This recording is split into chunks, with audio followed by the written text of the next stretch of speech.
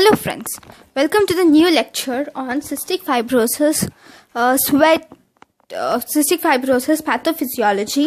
In that we would learn about the effect of cystic fibrosis in sweat glands and genitourinary system in this chapter. So here in the sweat glands, this is normally if you see, these are the sweat gland and this is the sweat gland duct. So this glandular cells will produce sodium and chloride into the lumen, and these are excreted outside. But here in the duct, there is absorption of chloride ions inside. As a result, the sweat becomes hypertonic. Here in the lumen, the isotonic secreted sweat that becomes hypotonic when it comes outside. So on our body, the sweat which we get, that is hypotonic sweat, right? But in cystic fibrotic patients, there is deficiency of chloride transport, deficiency of cystic fibrotic transmembrane regulator dysfunction. As a result, the chloride ions cannot be reabsorbed. So, because there is no reabsorption of chloride ions, so this process will not take place.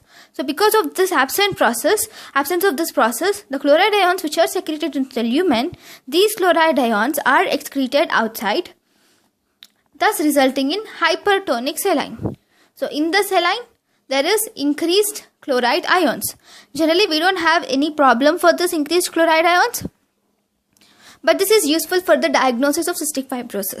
This is the thing that happens in cystic fibrosis in sweat glands. Now coming to the genitourinary system. Okay, genitourinary system. So in the genitourinary system, in males and in females. In males, the genital system, the testis produces sperms, and those sperms will travel through vas deferens. But here, because of the cystic fibrotic transmembrane protein dysfunction, the mucus which is present, so that because of defective liquid secretion and chloride secretion, the mucus gets inspissated or accumulated in the vas deferens.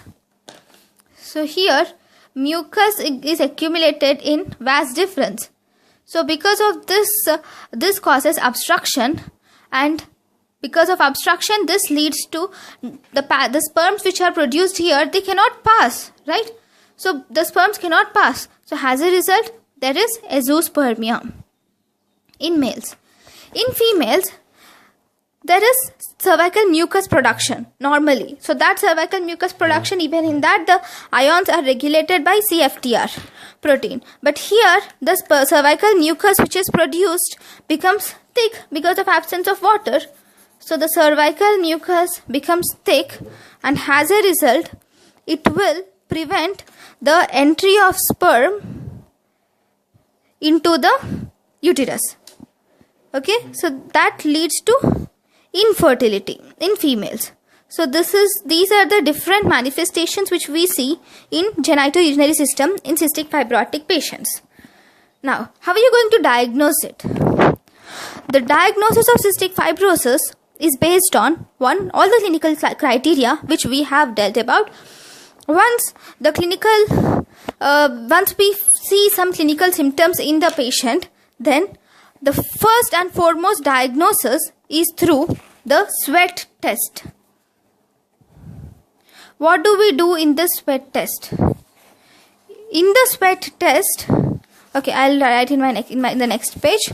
Okay, these are different things, but first, that is by DNA analysis. The best thing is DNA analysis, because CFTR protein is present. So this CFTR mutation can be found out by gene testing. So once we analyze the DNA, then we can, if we find the CFTR mutation, so obviously that is cystic fibrosis. Okay, this is one diagnostic, and the second one is sweat test. This is sweat test. What do we do in the sweat test? We transdermally, you know transdermally, right? We transdermally inject an agent. Okay, that is, we will inject transdermally pilocarpine. Okay, so we inject transdermally pilocarpine on injection of pilocarpine transdermally, the chloride levels get increased. So this increase in chloride levels can be found, the chloride values should be found out. Inject the pilocarpine and see the chloride level in sweat. So the chloride levels will obviously be increased. It should be increased in 2 different occasions. Okay, that is sweat test. These 2 are the major diagnostic tests which we see in cystic fibrosis. Then how are you going to, there is one more adjacent test, adjunctive test which is used, that is called as transnasal potential difference measurement. So what potential difference? So here this is the cell and this is the outside. The potential difference between the lumen and the cell is measured in this. In this we put an electrode into the nose and we'll inject different drugs, or we inject normal saline and drugs, and then we measure the chloride levels and then we'll plot in the graph. There will be difference in the difference in the potentials of both in the lumen and in the cell. So that will also help in the diagnosis of cystic fibrosis. But this is just an adjunctive test. The best test is sweat test and DNA analysis test. In some, there is a variant of cystic fibrosis which is called as clinical syndrome of cystic fibrosis. In this some patients, nearly 1 to 2% of patients have this clinical syndrome of cystic fibrosis. Here, the sweat test will be normal, but this sweat test, in this patient's sweat test is normal, but the transnasal potential difference test which is there, that becomes increased. And they'll have only milder symptoms. So that is called as clinical syndrome of cystic fibrosis.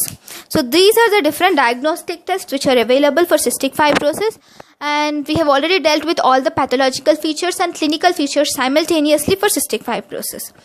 In our next class, we will learn about the treatment aspects which are important for cystic fibrosis. Thank you guys for watching my lecture. Thank you.